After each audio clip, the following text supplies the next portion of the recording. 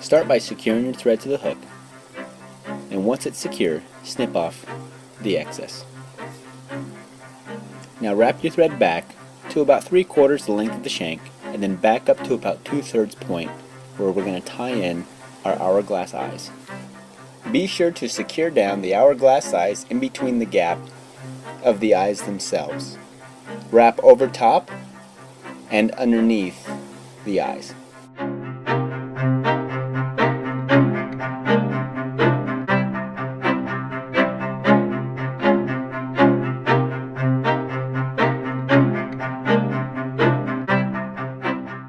And once the eyes are secure, take your thread and wrap it back to the bend of the hook.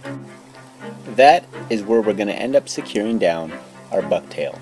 Traditionally, white bucktail is put on first on a Clouser Minnow, so we're going to take that bucktail and put it in a nice big stacker and stack the hair.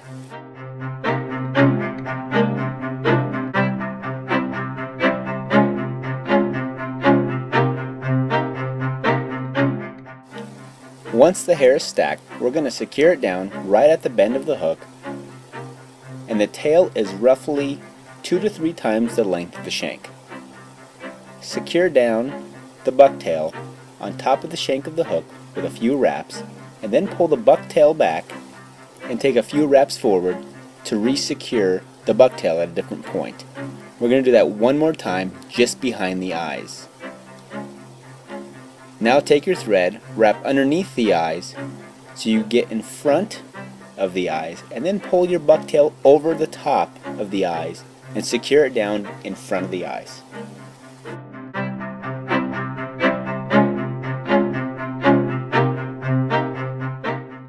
And once the white bucktail is all nice and secure, snip off the excess and add a few more security wraps just to help hold everything down.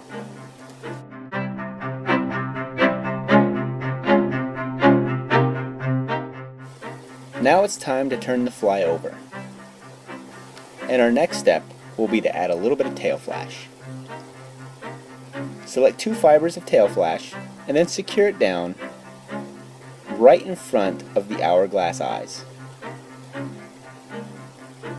Be sure that it's secure right on the bottom of the shank of the hook. Once it's nice and secure, snip off the excess. Now the next 2 pieces of flash can vary between the color of your Clouser Minnow. For instance, this Clouser is going to end up being blue, so we're just going to use a little bit of blue crystal flash. And once that's all nice and secure, select the color of your Clouser Minnow. In this particular case, we're using dark blue. Stack the hair, and once it's stacked, we're going to secure it to the fly. Be sure before you secure it that you've measured the length of the tail so that it matches the white bucktail that you've already secured down. Now we're going to secure the blue bucktail right in front of the eyes, and once it's nice and secure, snip off the excess and then make a few extra security wraps. That way we hold down and cover up all those loose pieces of bucktail. That way we have a nice white head to our Clouser Minnow. And once everything is nice and secure, it's time to whip finish.